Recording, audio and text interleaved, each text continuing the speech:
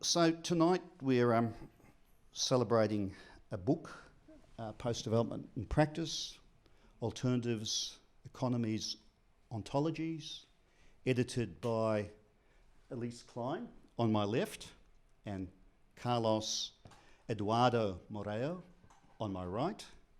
And we also have Katharine McKinnon, one of the contributors to the book. I'll tell you a little bit more about them in a minute. And I think we also have Sam Ballaton with us, who is a contributor to the book.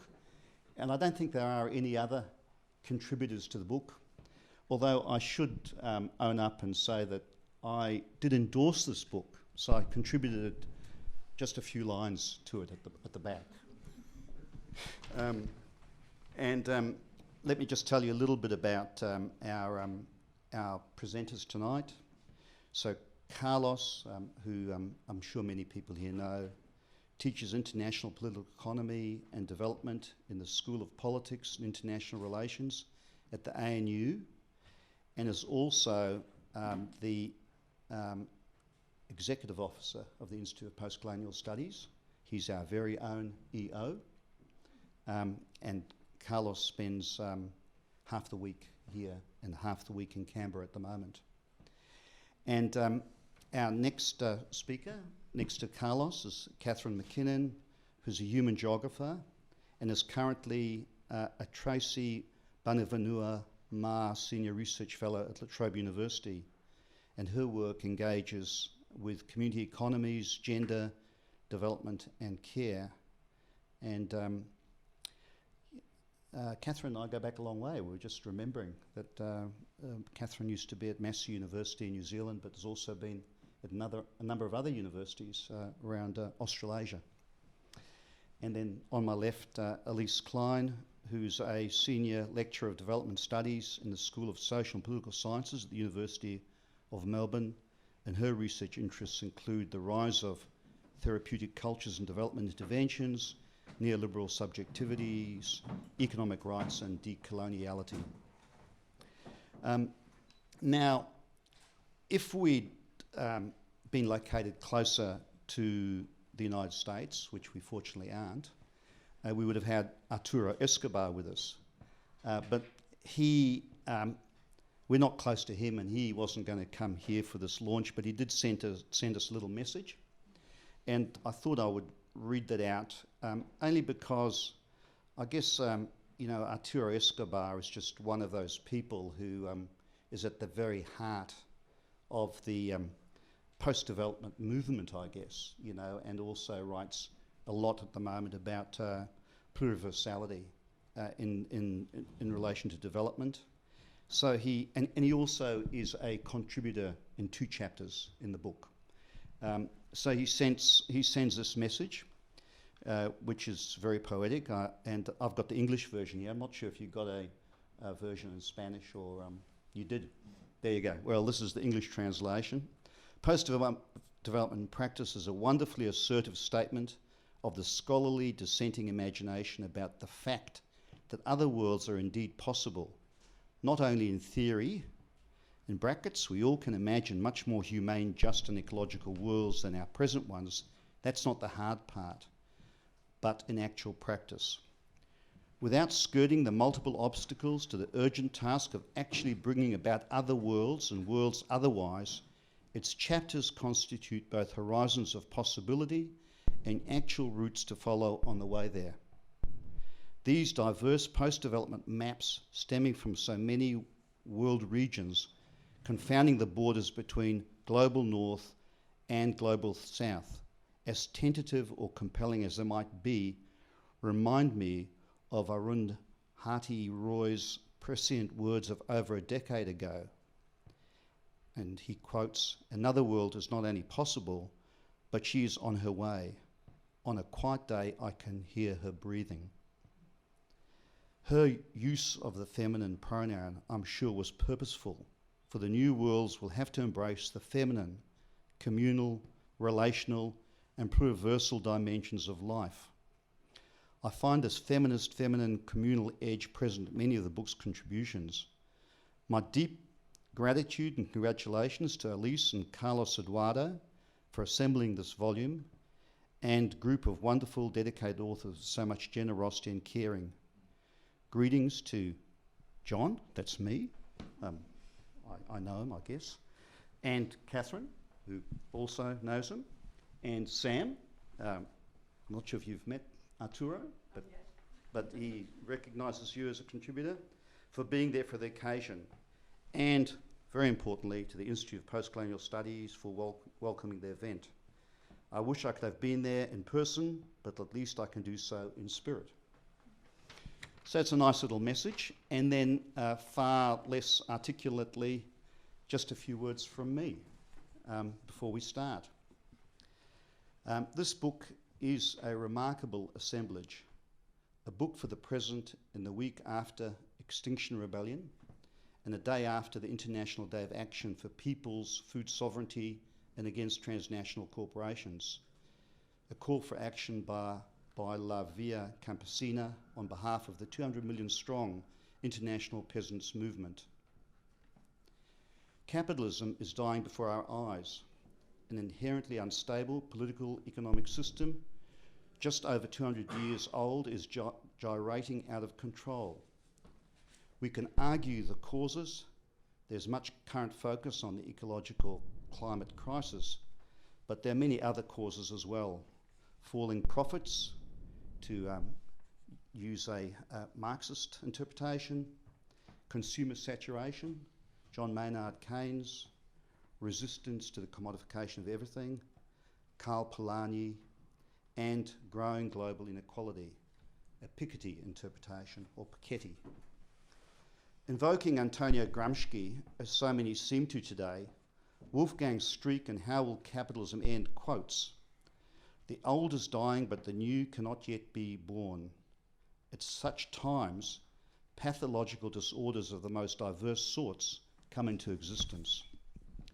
Streeck highlights oligarchic inequality and corruption, the fusion of economic and political power, as two such systemic disorders that are becoming increasingly apparent. And I don't have to rehearse some of the examples of that occurring in the world today. Post-development in practice highlights many other systemic and structural disorders from diverse theoretical perspectives, and then provides some practical resistance and rebirth options using the critical lens of post-development rather than post-capitalism. The book is both against the destructive universalizing development paradigm, but is also looking to document alternatives not just to, but also out of development in the global south and north. Now, there isn't time to say as much as I would like, because I'm only chairing this event, except I would like to say that this is a terrific book to think with, to research with, to teach with, for solidarity movements. At a time when we need some pointers on how to reimagine and rebuild a post-development, post-capitalist world, the editors and authors are to be congratulated for delivering a wonderful book with just a touch of optimism. Two closing comments before I hand over to our opening speaker, Carlos. First, and one has to say this, I think, edited books such as this are often demeaned by the academy. But it seems to me they have extraordinary value as a means to provide pluriversal perspectives, even if a book like this is translated into one language. But it seems to me that these edited volumes can be unjustly overlooked, and sometimes they are also, when they come out with commercial publishers, extraordinarily expensive. But the good news is that if you contact Carlos or Elise, I think they will be able to get you a copy of the book at author's discount, which would take it down to a very reasonable Australian dollars 50. So I just thought I'd say that. And the other thing I just wanted to say was that this book is a terrific companion to another book. And there are extraordinary crossovers between this book and another book called Pluriverse, a Post-Development Dictionary, that's also come out this year. I guess, I had the pleasure of launching this book last week at Glebe Books, and I just think that they're an extraordinary companion pieces, these two books.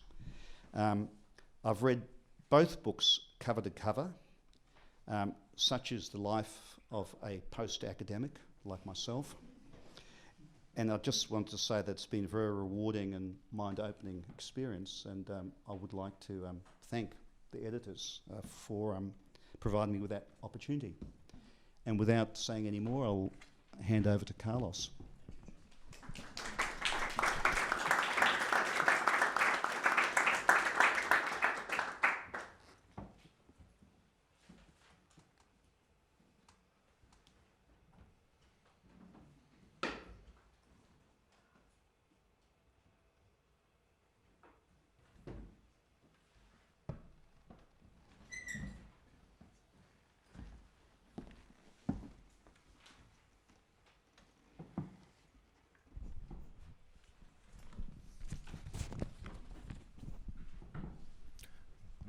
Thank you, Jon. So to begin, I would like to first acknowledge that we stand on the customary lands of the Wurundjeri people. A few years back now, Gayatri Chakravarti Spivak wrote a piece using this formula that I really like, scattered speculations on the question of value. The initial text presented her reading of Marx via Derrida, via her translation of Derrida's Of Grammatology, and so forth. A few years later, Spivak wrote a second essay using the same title, Scattered Speculations on the Question of the Subaltern and the Popular. And in this way, I think she turned that initial title into a formula that all of us who engage with postcolonial and decolonial critique, many of you in this room, can now use. We're entitled to use this now. So what follow are some scattered speculations on the question of post-development in practice in our collective book. So I want to make first a very brief comment about the relationship between post-colonialism and post-development.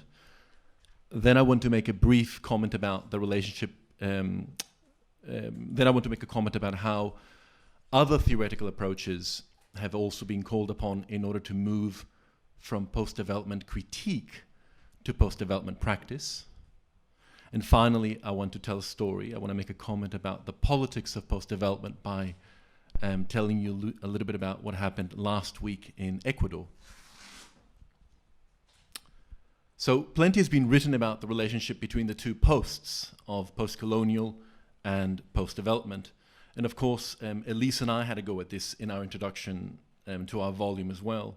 And we thought we would go into deep academic and try and theorize the question of the hyphen, whether to use the hyphen or not use the hyphen. So we thought this would be an interesting way to pose a dilemma. Maybe we can leave that for question and answer afterwards. So I'll put that to one side and simply stress that that both post-colonial and post-development, so I just want to stress what they do share. So both are troubled by the ongoing relationship between colonial forms of rule and governance and the purpose and practice of development as part of this history. And that's a quote from Katharine. Both, as critiques, share a commitment then to work against the contradictions of coloniality. Of the various earlier post-development critiques, the best known is that advanced in the work of Arturo Escobar. And what Escobar himself sought to do in his classic Encountering Development was itself strongly analogous to what another key text in post-colonial studies canon had attempted to do earlier. Like Edward Said's Orientalism, Escobar's study back then of the discourse of developmentalism also took inspiration from another theoretical source, i.e. Foucault's take on genealogy. The project of development, Escobar argued back then, was a top-down, ethnocentric, and technocratic approach which treated people and cultures as abstract concepts, as statistical figures to be moved up and down in the charts of progress.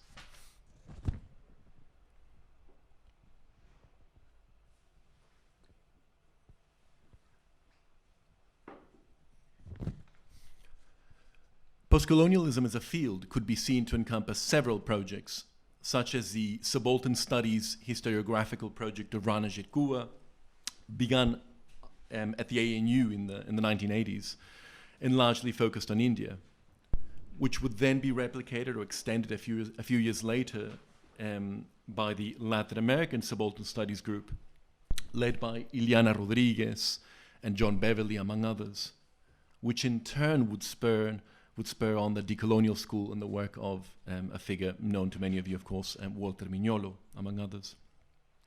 Similarly, post-development might also be seen as referencing or encompassing other critiques and alternatives to development in the way in which post-development did. Many of these critiques, approaches, and theoretical openings are present in our book, such as the World of the Third project by Anup Dar and Anjan Chakrabarti, the degrowth scholarship and work, which has been important in Northern Europe in particular, and the work of the Community of Diverse Economies inaugurated by J.K. Gibson Graham and their followers. Amongst these various projects, I'd say that the diverse economies approach, with its productive mix of weak theory, empirical openness, and the critique of capitalocentrism, may perhaps be one of the theoretical approaches that has most clearly pointed to a path for moving the post-development critique into practice. What has been significant about the diverse economies approach has been its attempt to conceive of economy in a way that refuses to reproduce the split between culture and economy at the heart of just about every other discourse that looks at economy, from political economy to mainstream economics to Marxism. Similarly, another approach that has a good run in our book is, and several authors pick up on this, is of course STS, Science and Technology Studies. STS is called upon, for example, in the very powerful chapter by Christopher Shepard, who's looking at what he termed the anti-green revolution in Peru, based on the work of local campesino or indigenous cultural affirmation, which he then contrasts with Australia's expertise-oriented Seeds of Life program in East Timor, or as he calls it, Seeds of Lies. The Australian-funded program, he tells us, being concerned mainly with a quest for high-yield seeds and effectively staging an attack on seed diversity and local knowledges in East Timor. Science and Technology Studies is also worked through in Michaela Spencer's fantastic and difficult chapter on service delivery in Northern Australia, working with Indigenous people. Michaela sought to highlight the relevance of ontological labor, of being attuned to the worlding of particular artifacts and their cosmopolitics, involved in trying to do service delivery in a post-developmental way. And STS threads run through Katharine's co-authored chapter on maternity care in Southeast Asia, which brought out ontological matters to the fore too. That STS, inflected by decolonial, post-colonial concerns, would be important, perhaps should not be surprising. STS's complex treatment of agency beyond the classic domain of self and consciousness and intentional action, and its invitation to see agency as distributed between human, the non-human, and nature, would allow for not only richer descriptions of these environments, but also point to different sites for intervention and practice. So, if the post-development critique of the late 1980s and mid-1990s, as presented in the work of Wolfgang Sachs and others, and in particular in Escobar's well-known book, had a strong Foucauldian and post-structuralist manner to it, we wanted to show in our collective volume how the putting of post-development into practice has clearly been drawing on other bodies of knowledge, other ways of bringing together theory and its worlds. In fact, Escobar's own most recent work has drawn heavily on design, putting forward the notion of ontological design, perhaps as yet another formula through which to think of post-development practice. To do this work, Escobar has engaged with the field of critical design studies, and within it, with the work of Australian Tony Fry, who would write for us a fascinating chapter on decolonial approaches to design and design futuring. If post-development critique had been seen by some earlier on as advocating for a strategic retreat into social movements, the local and grassroots, as the only tenable or coherent path left open after having questioned developmentalism,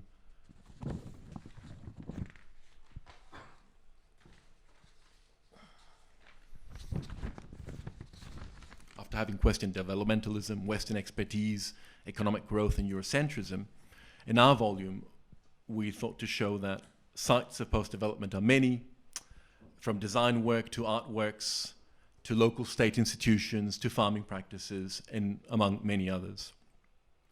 So, having said a few things about theory and the turn to practice, I just want to then move to this story I want to tell about what's been happening in Ecuador recently. Latin America features in various ways in our book. Not only do we have Latin American authors and authors writing on Latin American subjects, but Latin America itself has been kind of a key privileged place in the discourse and the critique of development and post-development.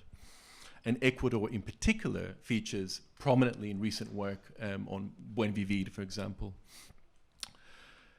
The story that played out last week is an eerily familiar one. The Ecuadorian government of Lenin Moreno, after 2.5 years in government, has sought an IMF loan.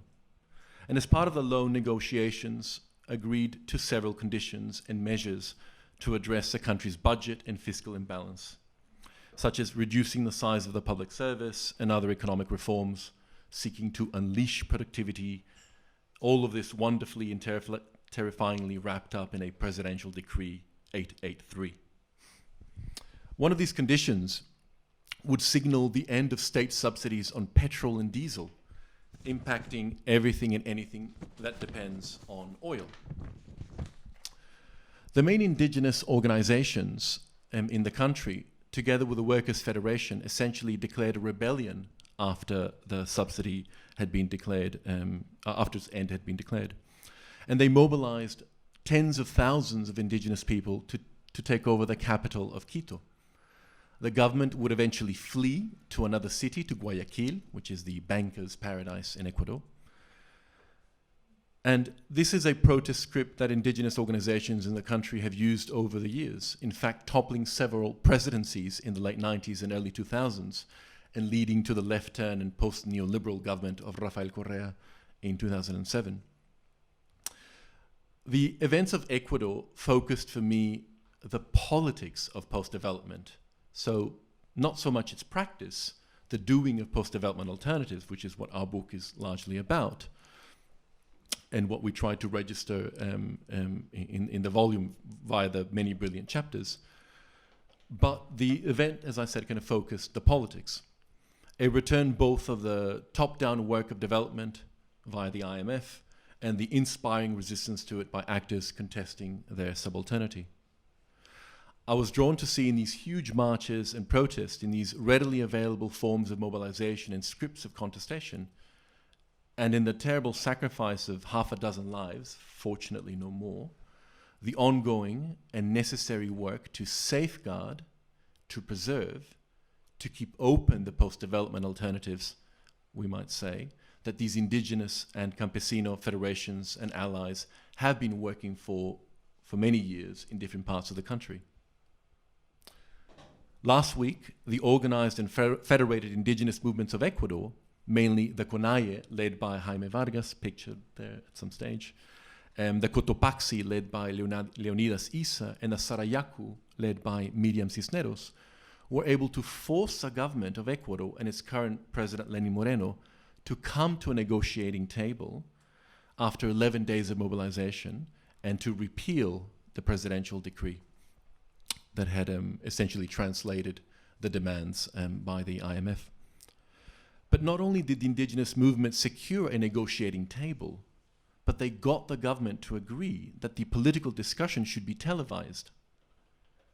Acting strategically, the indigenous leaders voiced several of their classical demands for territory and autonomy, and for instance, the need to achieve much more in relation to intercultural education, after close to 2 years of stalled negotiations with the government. But in this context, and on national television, simulcast throughout the country with millions watching, the indigenous leaders momentarily underplayed these long-standing demands in order to line up all demands behind one, the withdrawal of Presidential Decree 883, which was seen as expression of IMF conditionalities and as dictating the terms of development for the country. You might interpret the latter, following Ernesto Laclau, the withdrawal of 883 as an empty signifier through which a chain of equivalences could be created. Or, following Mario Blaser, and with a bit more knowledge, we might interpret the demand for the withdrawal of 883 and the broader episode I've just narrated in cosmopolitical terms. But I briefly referred to this incredible episode of mobilization and its success in order to point to the political intervention and the strategies to keep open other worlds from which we might draw post-development alternatives. The Ecuadorian story shows something that many of our contributors address in different ways via discussion of the state in Miriam Lang's chapter on Ecuador, in fact, or by looking at political realms and strategies in Julia Schoenberg's chapter on social movements in Haiti. But others do this too, focus on the politics of post-development as well. Our volume finishes with what I think is a wonderful but also necessary gesture, given the nature of our project, an invitation we extend to others, to you, to do post-development otherwise. The desire behind the invitation is clearly not the early modern encyclopedic project of cataloging all the varietals of post-development, but rather to know about these efforts and approaches so as to draw upon them, learn from them, celebrate them, teach them, and hopefully put them into practice here and elsewhere. But I wanted to finish by highlighting that political work in the Ecuadorian story, which I see as equally necessary to hold on and preserve the gains, these multiple sites where the world of the third, where the diverse and community economies take place, where via resistance, solidarity, and strategy, a politics for post-development is also being done. So let us get the post-development crowd out there before the developers arrive.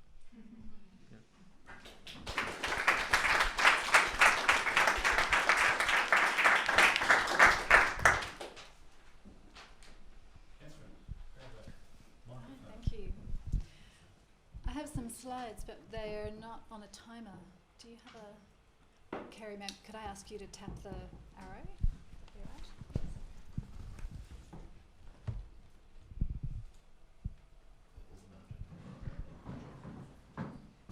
right. So while Carlos is getting that up, I'll acknowledge my co-authors who aren't here, Stephen Healy, who's based in Sydney, and Kelly Dombrowski, who's based in Christchurch.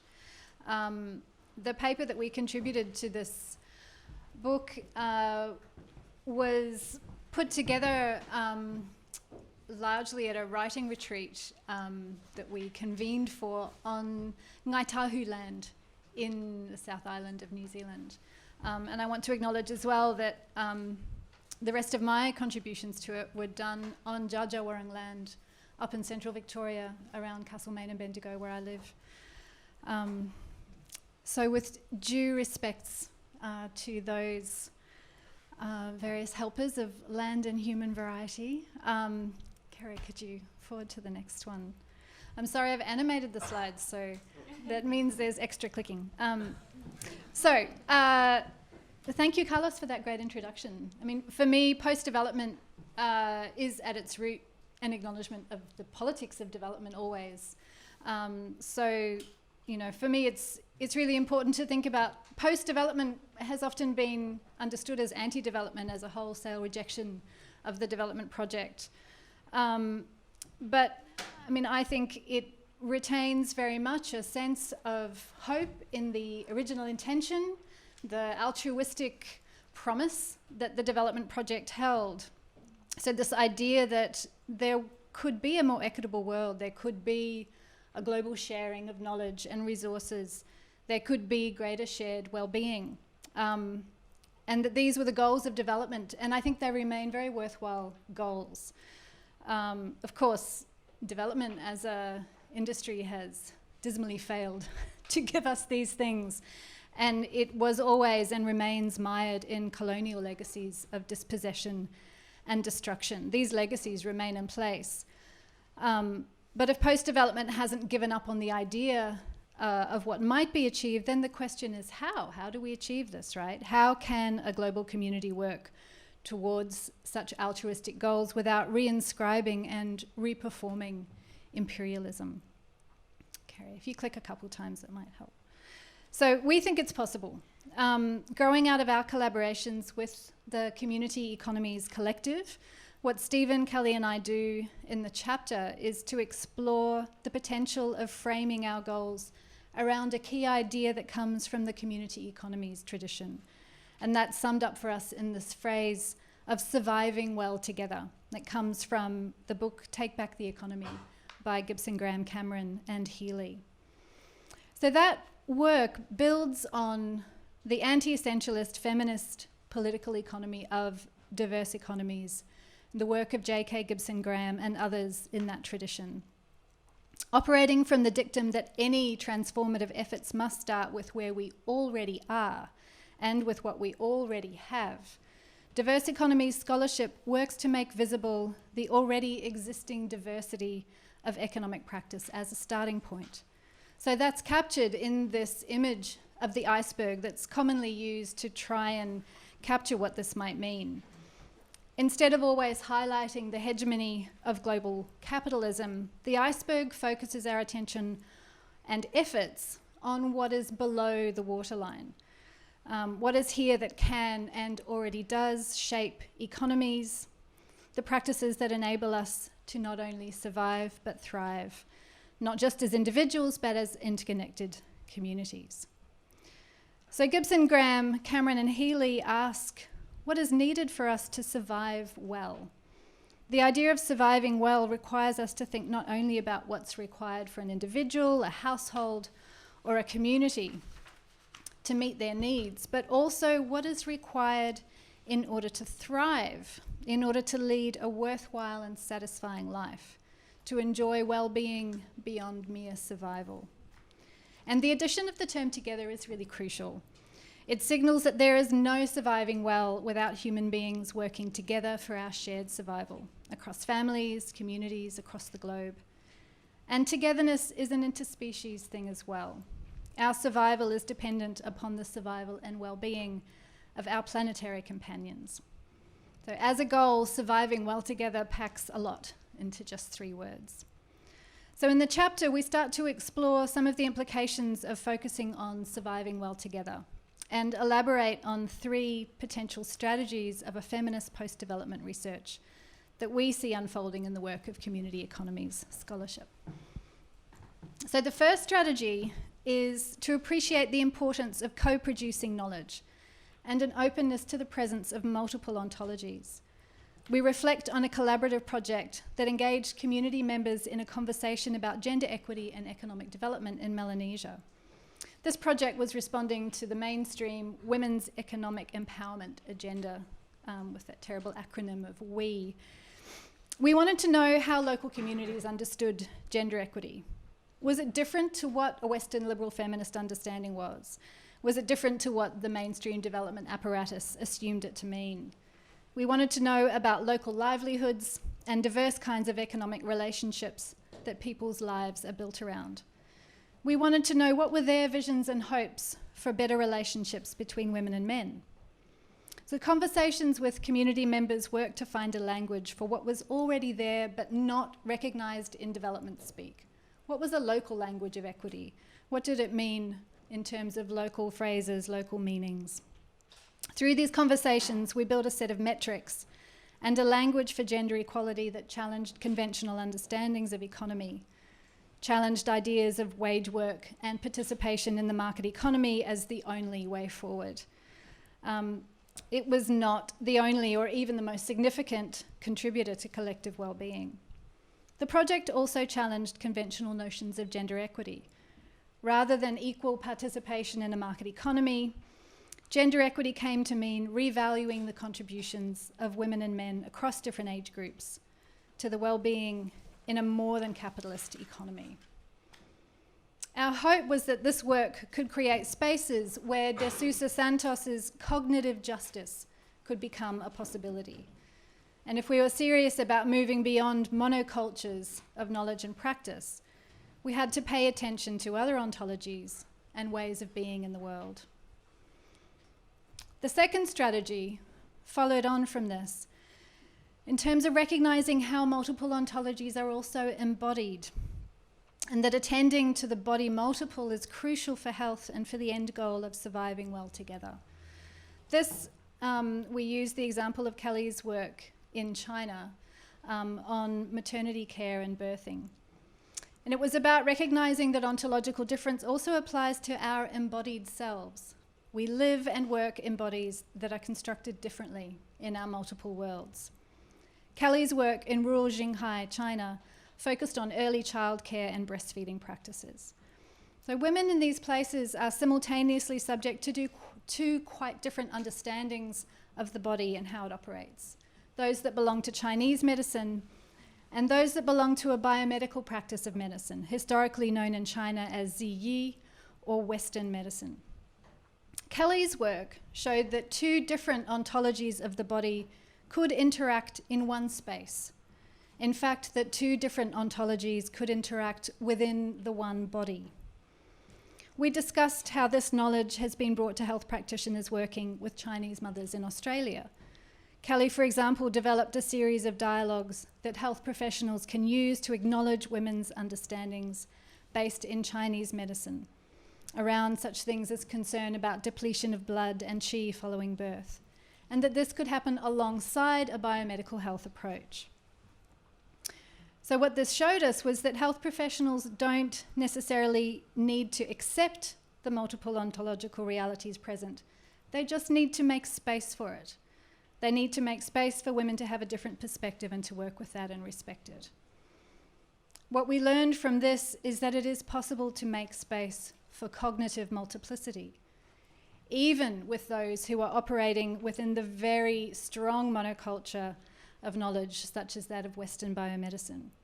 It is possible to honour multiplicity and to not attempt to reduce to one reality a perspective that ought to be subsumed or coalesced into one thing. So often you have concerns that a different understanding of health is simply a lack of health literacy. People need education, it's somehow superstition. That's not necessary. We realise that there's space for something different here. Finally, we worked in the chapter to try to bring this understanding into our work around maternity care in rural Laos.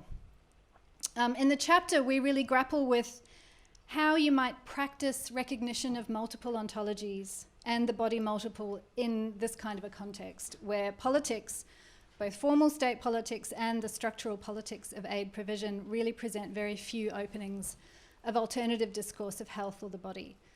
I mean, Laos would be an excellent place to try and practice a health and development approach that could open up multiplicity. Such a diversity of ethnic groups, languages, cultures, with very rich, situated understandings of the body and of health. Instead, the sanctioned approach to maternity care is to persuade all women to come to health department clinics for antenatal care and childbirth. There's an enormous amount of problems with this. The care available is basic. Many clinics don't even have running water or electricity. The staff might not have training. And if something goes wrong, emergency assistance is hours and hours away. So in this context, you might consider training up village midwives, for example, to extend the skills they already have, so that women don't have to travel for hours to a clinic where staff don't speak their language and don't have much expertise to offer. But thanks to the Central Health Department, along with the WHO and along with all of the international NGOs that support health service delivery, working in a very unified way, there is an absolute denial of the existence, let alone the legitimacy, of midwifery knowledge in the community, and very little space to support women who might, for example, need a shaman or a traditional healer to be present at their birth. What the state does not acknowledge simply is not allowed to exist. I don't have time to elaborate on this example, except to say that in this context, we really have to encounter the limits of the kind of post-development practice for which we are equipped. We're forced to confront again the spectre of the political that remains at the core of the development industry. In this context, cognitive multiplicity is possible, but it's only possible through informal, below-the-radar efforts, and the resources of the international development industry are really out of reach to the people trying to do this. There's always someone that knows a way through the politics, though. And there's always someone that knows ways, even though there might be small ways, around the neo-colonial agendas that remain part of the development project. There are people who know how to hold meetings and get television crews along in the right moment. For us, we need to learn how to sit with the discomfort of that, of not knowing how to go forward, of not already knowing what might need to happen or how a solution might be found. To stay with the trouble is how Judith Butler phrases that. Unease does not excuse us from acting, because not acting is also acting. So post-development is not a rejection, because we still need to act. But it does open up the floor to new possibilities, and it refocuses on what might arise from a conversation, rather than thinking we might already know where we should be heading and how. So this is what we think post-development practice is all about. It is about persistently and repeatedly rejecting the call for models or blueprints, which is, anytime you work with a partner in the development industry, is always what is wanted. It's about resisting the modernist search for the predetermined solution for problems, which we, of course, have no way of ever fully comprehending. For us, post-development practice is based on an affirmation that our survival as a species is dependent upon the survival and well-being of all our planetary companions. We have to survive well together. And that requires a constant reprisal of ethical negotiations with our human and non-human others across the boundaries of majority and minority worlds, across ontologies and across cultures. And that is not an easy task, and it does not have an end point.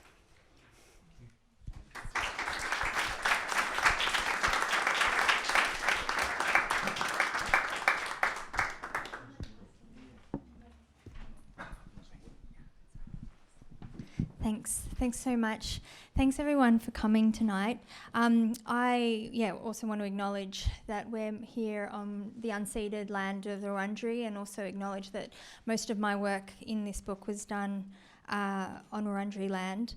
I don't want to talk for too long. I just want to do a few things. First, I want to just outline a few of the learnings that I guess we concluded with the book.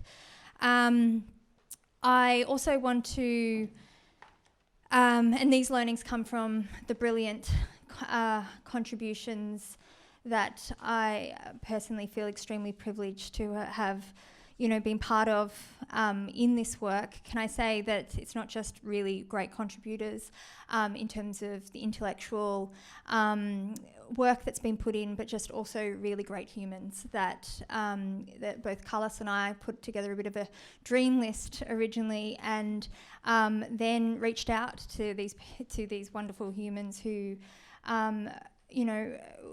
really collaborated in a very deep and meaningful way. So it's been quite a wonderful journey. So just to acknowledge that. I also want to draw out one possible example, particularly that I'm thinking around post-development in the global north, and this is around the idea of care. And then I want to finish briefly to propose an invitation. So in terms of what we learnt as contributors, post-development in practice to us in reading and thinking through and thinking with the contributors, I guess fell into two areas.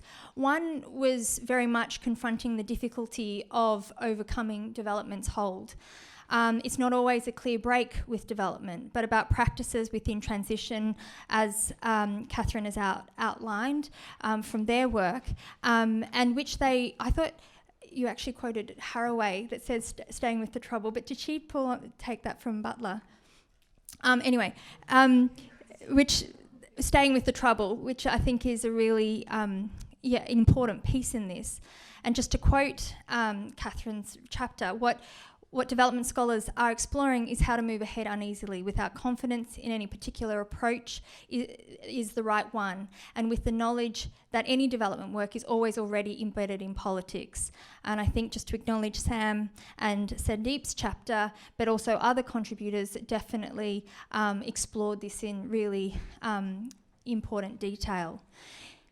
Thinking through post-development in practice this way allows us to sketch out the messy and uncomfortable areas of being complicit while trying to deconstruct amid practice.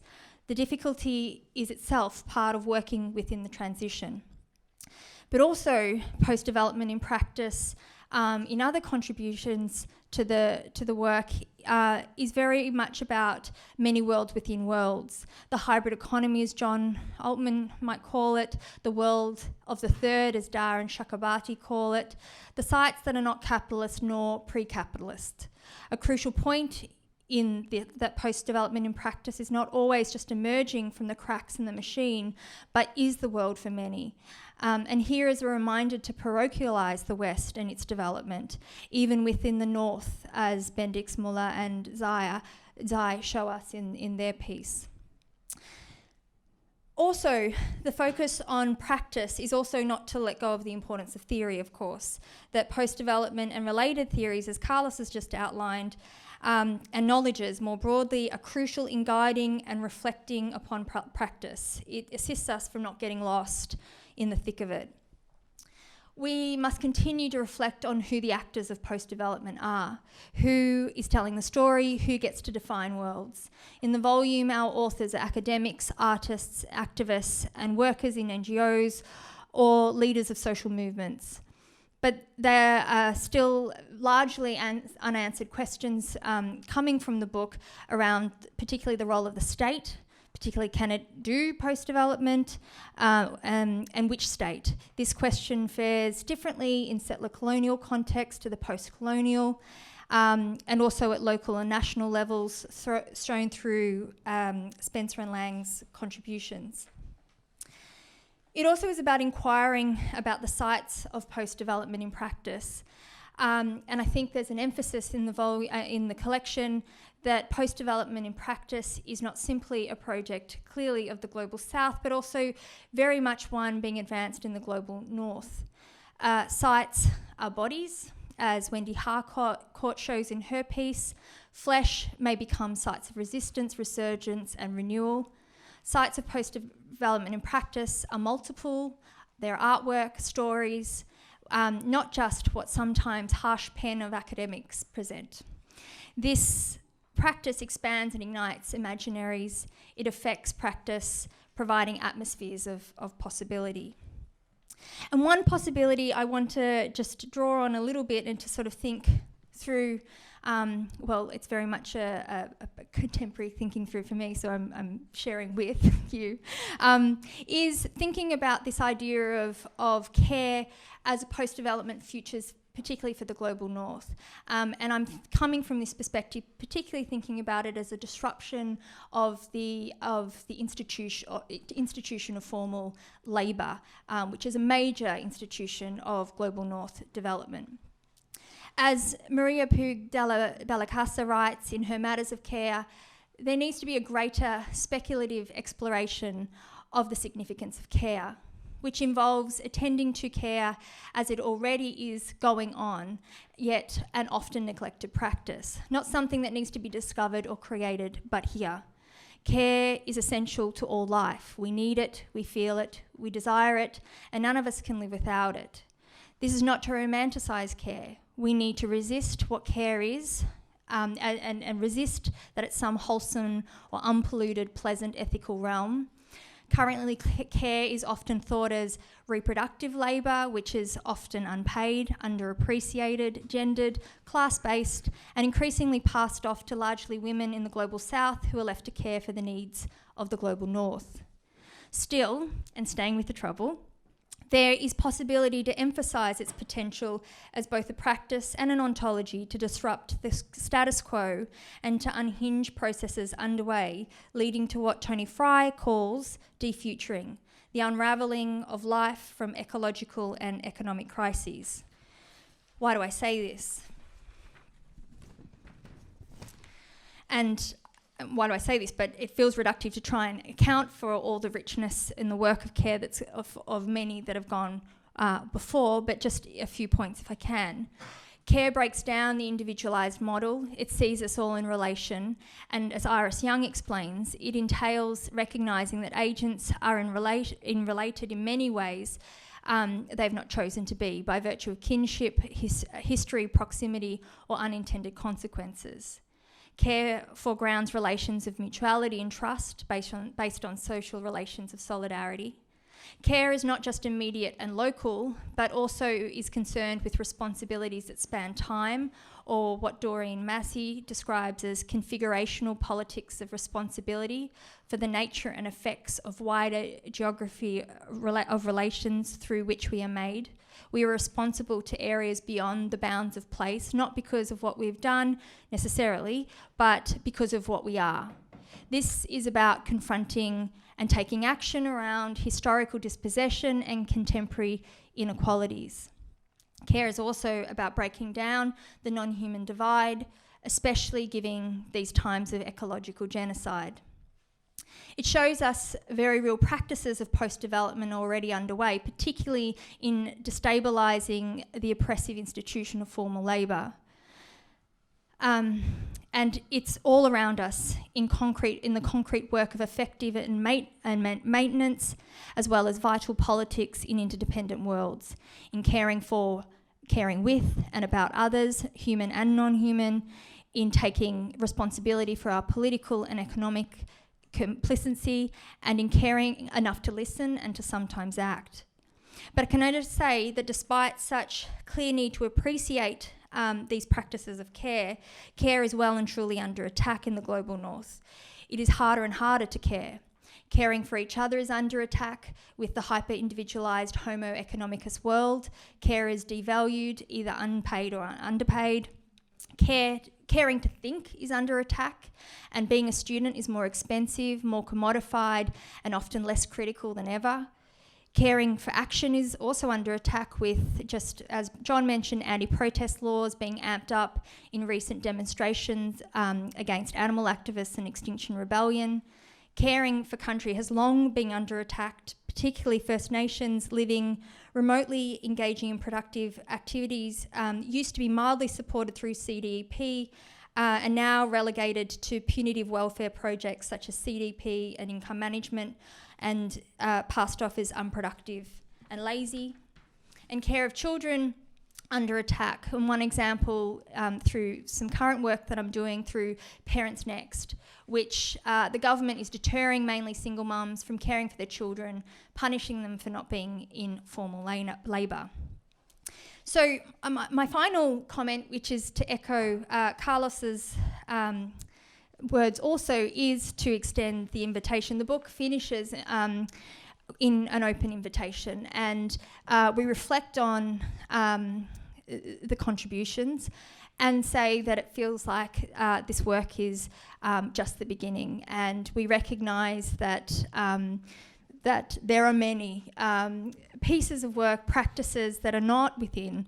There are many questions raised that are not answered, and I look forward to conversations, constant conversations, and discussions around, I think, this very important piece for the future. Thank you.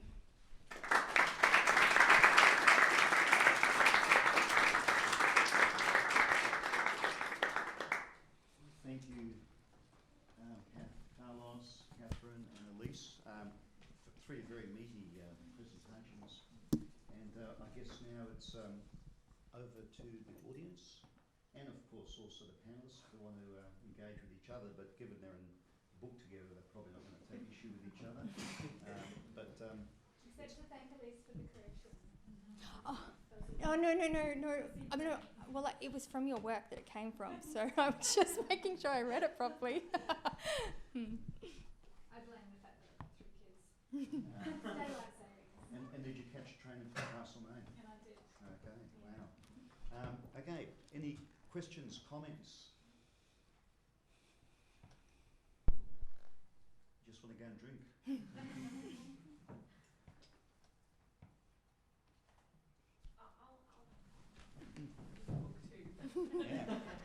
Thank you, Elise, for also acknowledging Sandy Putney as my co-author on that chapter. So I guess I wanted to ask you a question, Elise, about care. We've talked about this before, and it's a bit of a half-formulated question, which is why I thought maybe someone else would open. But I am all on board with this with this as a general agenda, but I do wonder about the other meaning of care, meaning that something is important to you, and the people who don't care, and who are therefore responsible for the kinds of situations that like the chapter that Sandeep and I wrote, when people have been very oppositional, and a lot of post-development practice has been oppositional as much as, or in some cases more than being productive of an alternative, or at least that's what we argued in our chapter. So I wonder what you can say about, if anything, it's a bit of a kind of out there question, about that other idea of care, and whilst we're nurturing care as a sensibility and trying to cultivate that kind of relationality, what are we to do about the people who don't care and who are responsible for the harm because of that? Yeah, I mean, I think, thanks, Sam, for the question. I mean, maybe can I provide a half-formulated response? And please, anyone else join in.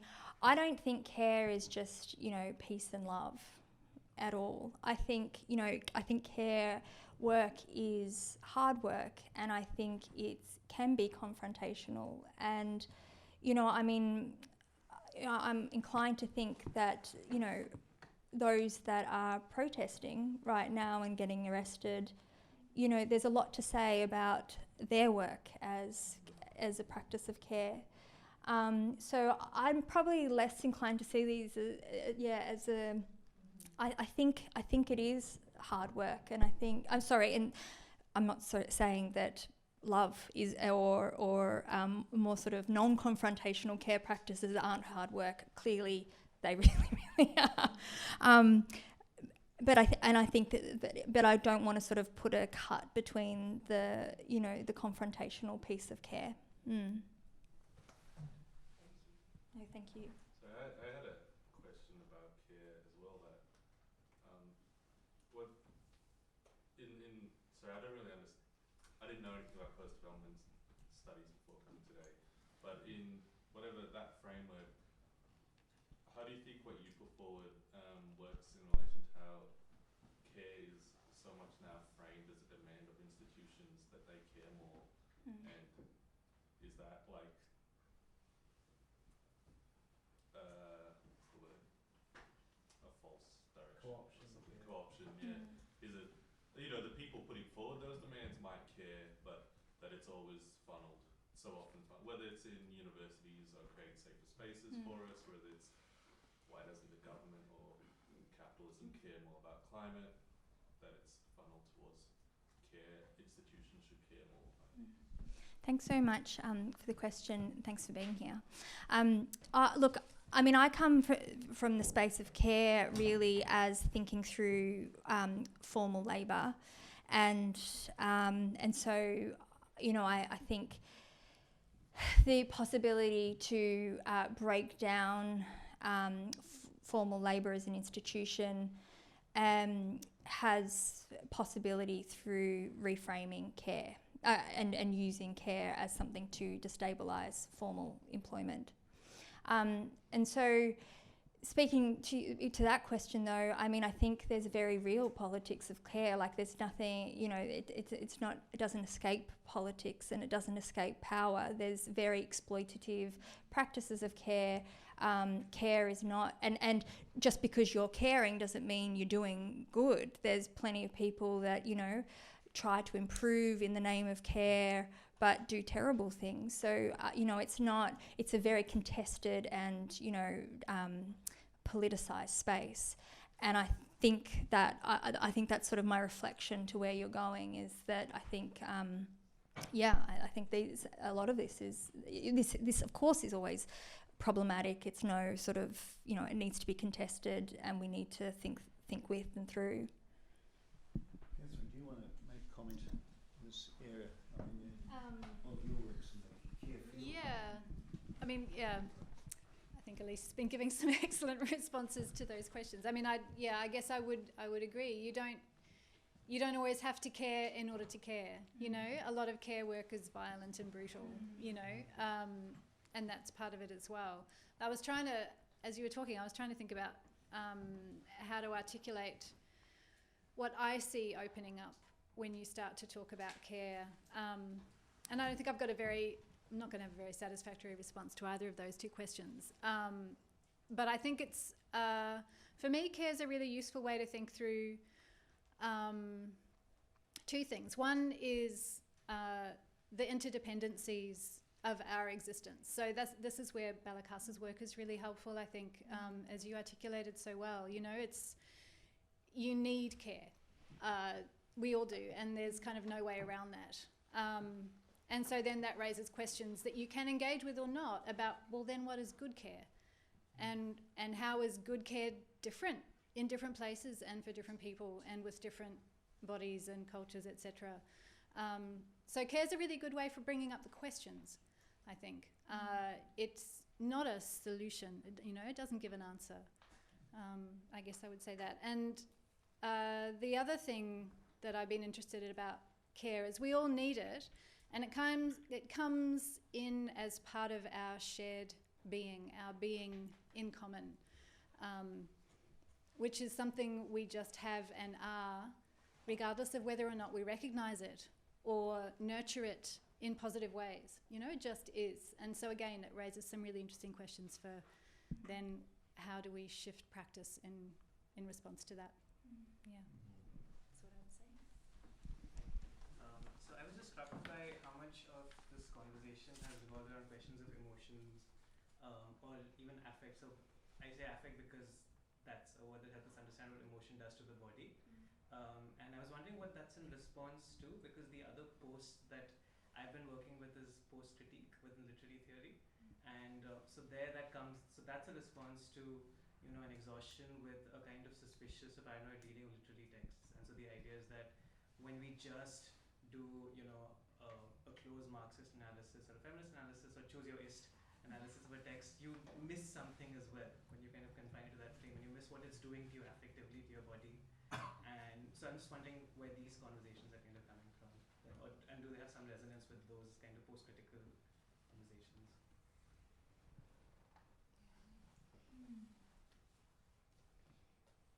I don't know. But I think affect is a really important part of this for me as well. It's that, yeah. So I suppose one way to reframe my question would be that, is it that, do you feel like, so this post of development, so do you feel like the development studies, discourse that you're responding to, wasn't rooted in affect, wasn't rooted in emotion? Do you feel like, is that? I think it was. I think it was, you know, rooted perhaps in a very strong moralistic sense of righteousness. But I guess in terms of the effective power of the different discourses of development that we might be talking about, what comes to mind for me is the way that more traditional modernist approaches to development, where you're solving the problem of poverty, for example, and you know exactly how it should happen and how things should progress. It's a closing down, right? It does that violence that you talk about, where you miss something that's happening. And in terms of the effective power of that, it's very tight and closing. So for me, what I hope for in thinking and talking about post-development is the sense of opening space for different worlds, opening space for multiplicity, and trying, probably not very well, to do that also in how you write about it and talk about it. Is this sense of, so there's an affect to that. There's a kind of opening up. I'll jump in for a second. I've got less to say about care, but I'll chip in given that the conversation is there. So I think we were talking about this some time ago, Elise, and I mentioned that I think the first time I saw a kind of a serious theorization of care, came from a very different theoretical space. I remember reaching the end of Heidegger's Being and Time and coming across the point that, the meaning of being, according to Sein und Zeit in 1927, was care. And precisely what he was referring to were kind of some of the points that you just mentioned, Katharine, this idea that care is relational, the fact that care throws you into a world, and it kind of it interpolates you and it interpolates others. But so that's just kind of one comment. But as you were speaking, I was thinking a little bit about the really important, interesting feminist work of all the feminist work that is kind of grouped under social reproduction theory, which is a kind of a Marxist-oriented body of scholarship. And social reproduction theory, in a way, has some interesting things to say about care, but perhaps the discussion there is really framed a little bit differently. The discussion there is generally framed around the work that is being done by women, after 5 p.m., from 5 p.m. up until 9 a.m., which is an easy way sort of to picture it. The work that happens after work, after employed work, after paid work. The work that happens at home, the care work, that is depleted by not being recognized outside in the place of employment. And in care there sort of sits as something that needs to be addressed, as something that needs to be cultivated as well. But I wanted to come back to your point as to why is Elise focusing on care here? Why did Elise begin this conversation about care as something for us to look at?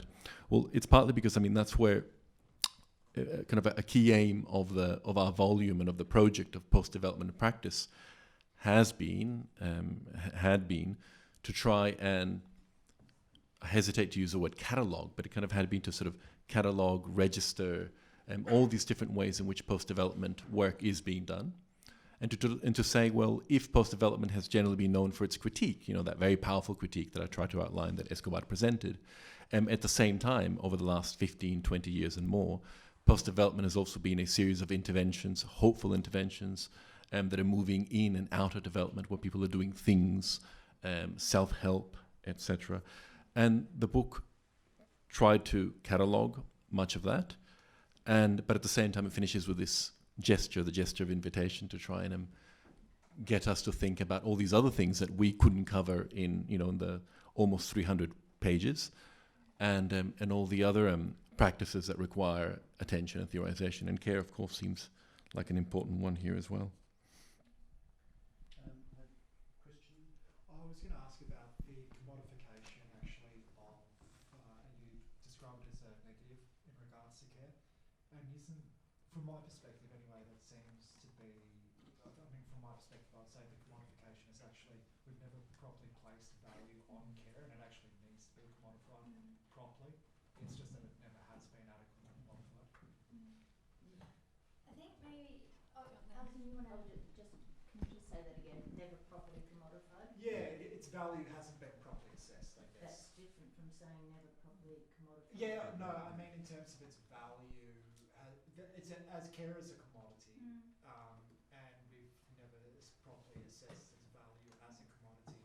So maybe the problem is that we've never actually identified it as a commodity in the sense of every other service we provide, and so we've never placed a proper value on it. There have been quite a lot of efforts to do that in different ways, actually. Yeah. The Wages for Housework campaign back in the 1980s, for example, Marilyn Waring's work too.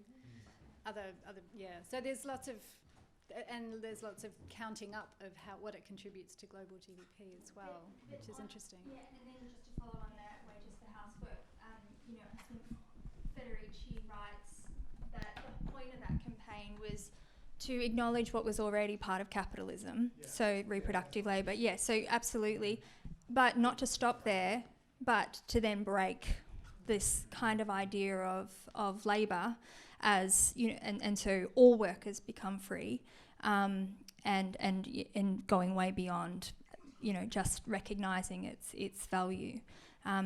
That was the second part and continues to be the second part of the project. Follow up from Question. Do you really want to commodify the mother-child, father-child It's relationship? not just that. I mean, it's beyond that. No, Like, but I'm thinking about caring for old people. Do you really want to absolutely commodify that too? Well- It's a general question, it's a rhetorical question for the moment. There's a lot of money being spent and a lot of effort by feminists within the trade union movement at the moment to not commodify in the first instance, but to break care down into a set of skills. And that effort is at one level, commonsensical. What's happening is that people are wanting to understand what it is that women from other cultures are doing in the West in exactly our aged care institutions. They want to dignify it, they want to provide a basis, a calculable basis on which care may be exactly commodified. I just think it raises enormous questions about and brings up all the contradictions around what we might be aiming for. doesn't sound like a very human economy. It doesn't. It sounds like the informal economy that is being valued and a form of care that is being valued is being given the same treatment as everything else. So it's a problem. I think this book sounds like it's going to be a real hit. It's very exciting. I have a question for all of you, and when you think about post-development practice, let me give you an example, and you tell me if you can interpret it as post-development. How would you define or describe the NDIS? Would you consider NDIS as a post-development effort? I don't really know. I don't really know enough about NDIS, but my understanding is it's a dramatic marketisation of care. So I probably don't in my very peripheral understanding of it. But happy for others to comment. Tell me I'm wrong. Yeah, I mean, it's an interesting question, Priya, because you're asking then post-development to play the role of a category for us to put things into. So I don't feel very comfortable with doing that. In terms of how I might take a post-development lens to the NDIS,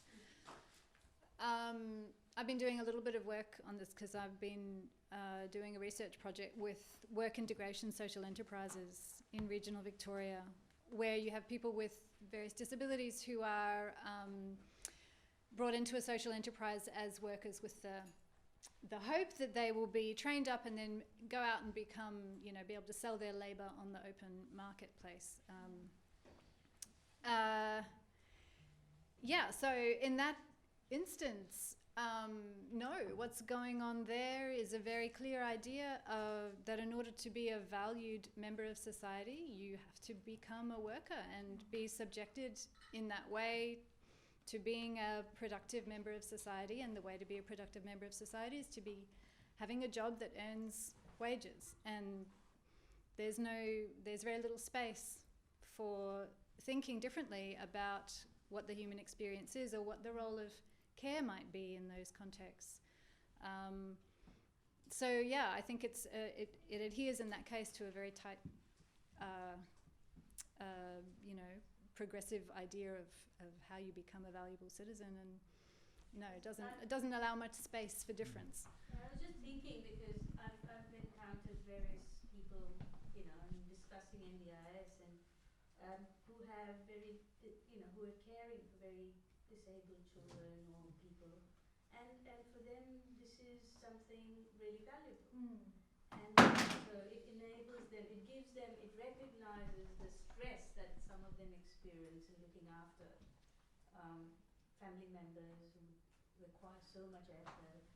And in some sense, this is something that has come up from people's struggle and lobbying to get this through. For sure. So I'm just wondering, would you want to take a generous approach to what seems to be an organized effort, and where the state has actually tried to intervene as something, as a sign of post-development, as a sort of effort towards that? The state's intervened as an insurance scheme, and all insurance schemes are designed to externalize out claimants. Mm-hmm.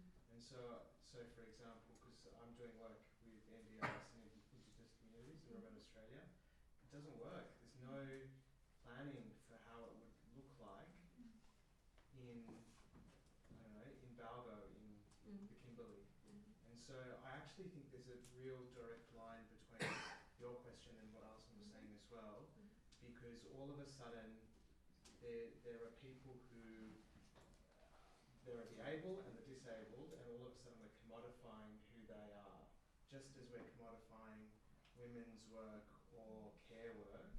And so in that process of commodification, something is lost, I think.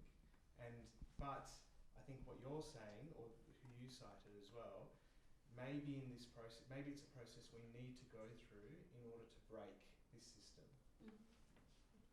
I wonder if there's probably simultaneously many things happening at once in that scheme, and it's a very big scheme, because, so Do you think carers, unpick the acronym?